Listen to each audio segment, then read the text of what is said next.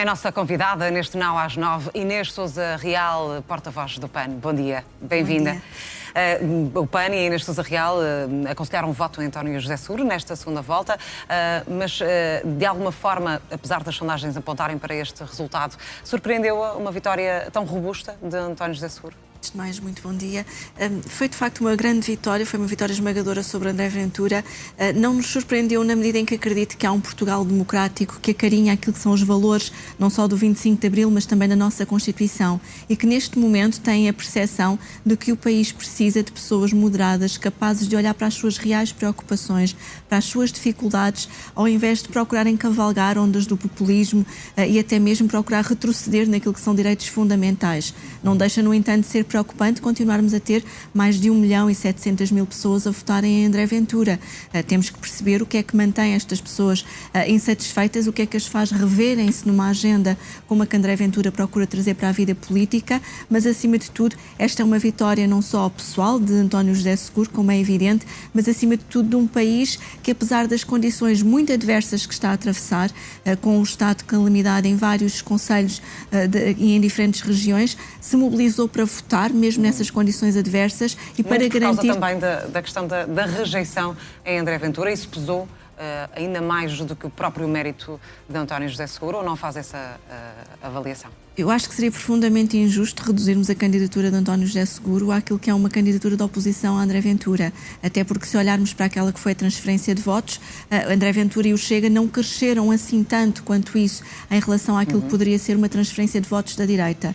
Há, de facto, neste momento, uma grande frustração por parte dos portugueses, até mesmo em relação ao governo de Luís Montenegro, porque não nos podemos esquecer que temos neste momento também um primeiro-ministro completamente aliado da realidade do país. Aliás, nós não temos um governo da nação, nós temos um governo sem noção daquilo que são as dificuldades das pessoas, e basta ver pelas recentes reações que foram tidas, até mesmo neste contexto de calamidade, para perceber e já lá iremos, esse desfazamento. E acredito que os portugueses quiseram votar em moderação, quiseram votar em alguém que tivesse empatia para com os seus problemas, e que António José Seguro, de alguma forma, personificou esses mesmos valores. Ontem, numa primeira reação, o partido disse que espera que Luís Montenegro saiba ler estes resultados. Em que medida é que acha isto, Inês Sousa Real? Ou seja, ler estes resultados para o governo devem significar o quê? Deixar de fazer acordos com o Chega? Bom, há aqui duas leituras que me parecem fundamentais. Por um lado, deixar de ir atrás da agenda populista do Chega, porque desde o primeiro momento que temos tido as grandes principais preocupações do governo foi a mudar a lei da nacionalidade e agora o Código do Trabalho. Aliás, num contexto em que temos o país debaixo d'água, literalmente, com as cheias, com as casas devastadas, a primeira preocupação de ontem de Luís Montenegro foi salvaguardar que a estabilidade política que o próximo Presidente da República possa vir a contribuir seja para mudar a lei do Código de Trabalho. Ora, isto não faz qualquer tipo de sentido. Quer dizer, nós temos neste momento a necessidade de olhar para Portugal, pensar de que forma é que o vamos adaptar às alterações climáticas, como é que vamos proteger as populações e garantir que elas estão em segurança, e Luís Montenegro estar preocupado em manter uma agenda, não só que desde o início do seu mandato tem defendido, ainda até atrás daquela que é a agenda do Chega, ao invés de olhar e perceber que Portugal mudou, o país mudou e há de facto preocupações reais agora que têm que ser dadas respostas. Por outro lado, para além dos acordos que Luís Montenegro tem feito com o Chega, tem sido uma governação muito de costas voltadas para todas as forças políticas da oposição e completamente desfasado com aquilo que é o país real. Um primeiro-ministro que acha que uma renda moderada são 2.300 euros, ou que sucessivamente tem estado com trapalhices naquilo que são as suas intervenções e que quando vão ao terreno são visitas relâmpagos que não estão ao lado das pessoas que mais precisam, não há uma capacidade de resposta, e viu-se isso quer no apagão, quer agora no caso destas cheias, que não há uma capacidade de resposta operacional por parte do governo. E a sua expectativa por parte do Presidente da República que sucede a Marcelo Rebelo de Sousa, António José Seguro, é a de que possa intervir mais nesse sentido e tentar mudar o rumo da governação que tem criticado tanto?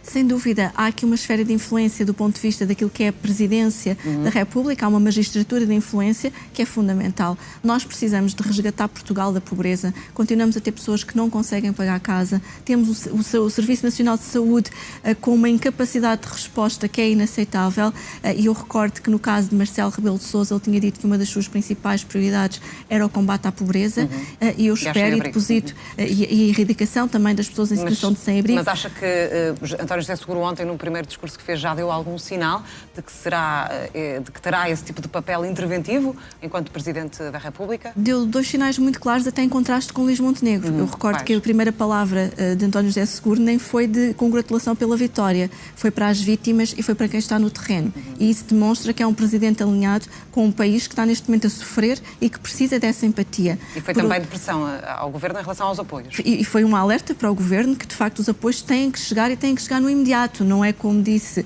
neste caso, o Ministro da Coesão, que as pessoas têm que se governar com aquilo que era ordenado no mês passado. E, portanto, isso é de uma insensibilidade que não tem sequer dimensão. E, por outro lado, também, António José Seguro falou precisamente nas alterações climáticas. E aqui há uma grande viragem em relação àquela que tem sido o posicionamento negacionista do Governo, que vai atrás da agenda do Chega.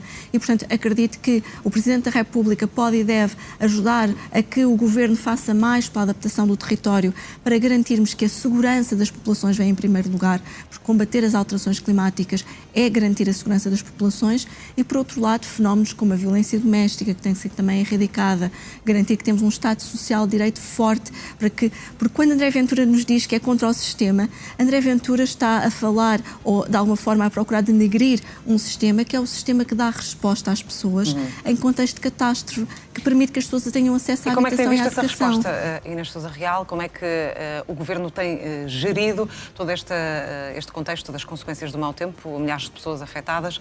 Autoridades e Governo têm feito uma boa gestão ou não? O Governo tem sido péssimo a gerir a crise. Aliás, as sucessivas crises que o país tem atravessado, quer quando foi do apagão, quer agora nesta circunstância, há de facto uma grande dificuldade de comunicação por parte do Governo de Luís Montenegro, em que não só, às vezes o silêncio é de ouro e neste caso aquilo que tem sido afirmado pelo Governo em diferentes circunstâncias, já tivemos a Ministra da Administração Interna a dizer que desconhece quais os planos que tinham que ser aplicados. Então não temos que ter planos locais e regionais de proteção civil a serem ativados e a estarem até de forma preventiva em marcha para que as populações se possam defender.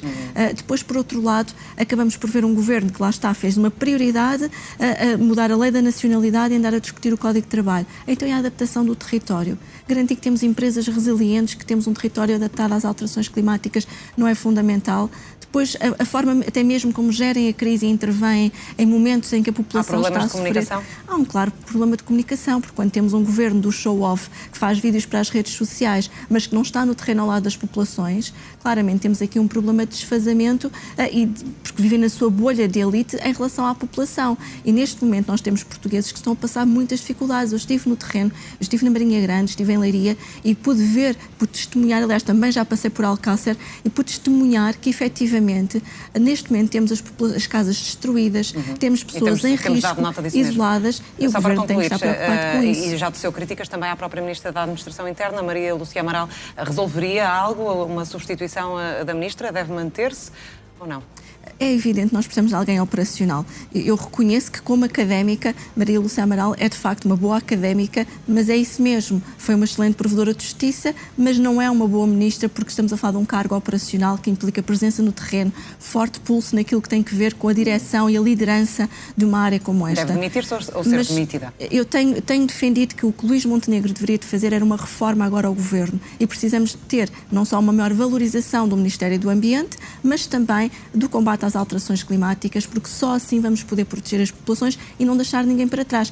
E já agora também fazer algo que o Governo não fez, que é não deixar os animais para trás, que tem sido vergonhosa a atuação do Governo nesta dimensão, em que não há qualquer apoio para quem neste momento tem, por exemplo, associações que estão destruídas e não tiveram qualquer apoio também do Governo. Inês Sousa Real, agradeço a sua vinda ao Now. Continuação de um bom dia, boa semana.